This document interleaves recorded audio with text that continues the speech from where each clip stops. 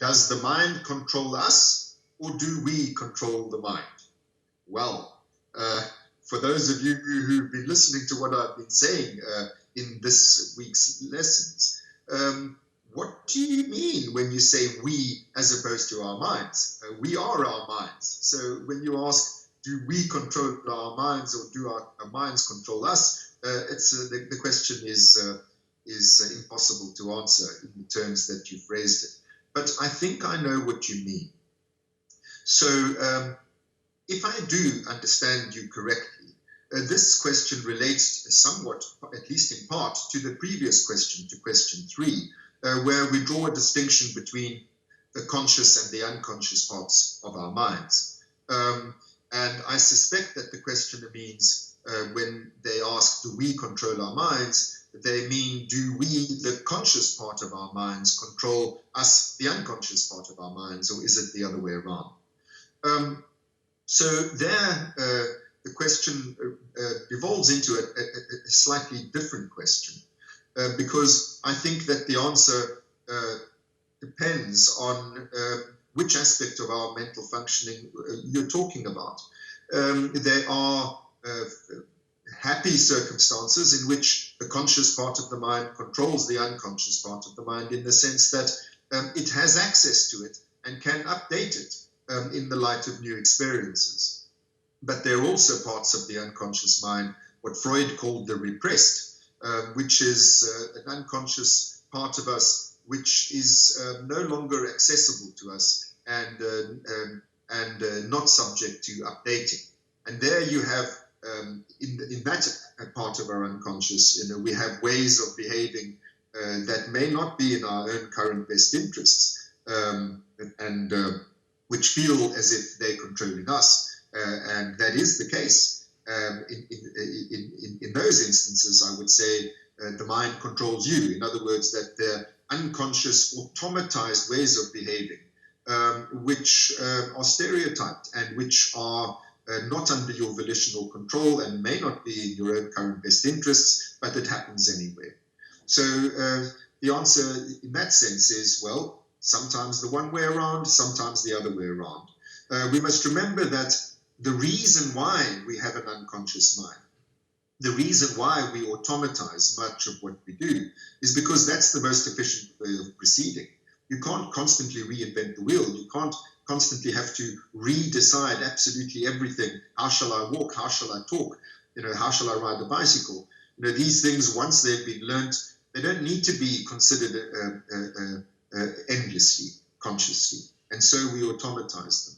So we're very happy for that part of our unconscious mind to control us, in the sense that it's doing our bidding and not bothering us. It's only the automatized part of the mind that's working against what the conscious part of the mind wants at any point in time that bothers us.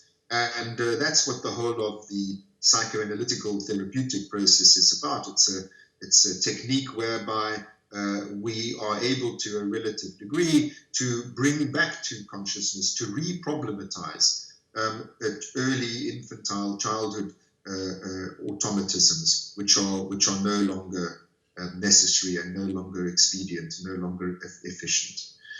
But I think that there's also another part to this question which I want to add in terms of my answer. And that is not only what is unconscious, but also what is instinctual, what is automatic in the sense that it is pre-programmed, hardwired, that it is, we're born with certain ways of responding, and we call these instincts. And every animal has instincts. Even the simplest of animals has instinctual modes of responding. We humans and other more complicated creatures have, in addition to these instinctual ways of behaving, we have free will. We have the capacity to override instinct and to refine, revise, inhibit, complexify our responses in line with learned experience. This is great. It allows for much more flexibility and therefore much more adaptability. It's a jolly good thing. And I don't think that all minds are equally in control when we speak about the voluntary cognitive, especially reflective cognitive functioning that we humans have. Not all creatures have that, and yet they do have minds. And this, in fact, is something I'm going to pick up in this course a few weeks from now. I think that one of the basic features of the mental is what we call agency. And unlike the other features, which, as I've already told you, I believe that the mind has four basic properties. The one is subjectivity, the second is consciousness, or the capacity for consciousness. The third is intentionality, which I'll explain a lot more when we get to that. And the fourth is agency. By agency, I mean the degree to which we have control over or ownership of our own intentionality. Using the example of instincts, to the extent that you're driven by instinct, that you automatically, reflexively behave in a certain way, because that's just the way that your mind is designed, you can't really say that you own that part of your mind, in the sense that it's not under your volitional control.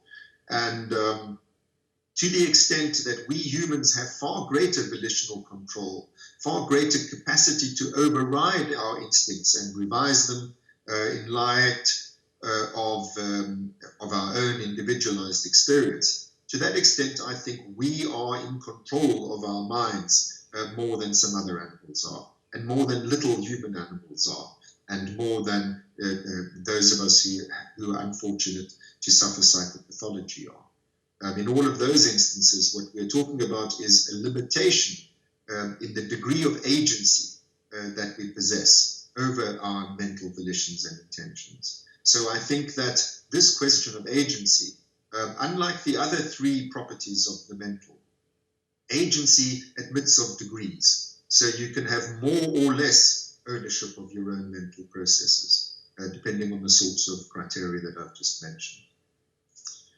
Okay, so that's my attempt to answer your really interesting questions for this week, and I look forward to another 4 questions next week. Enjoy the course. Thanks very much. Bye-bye.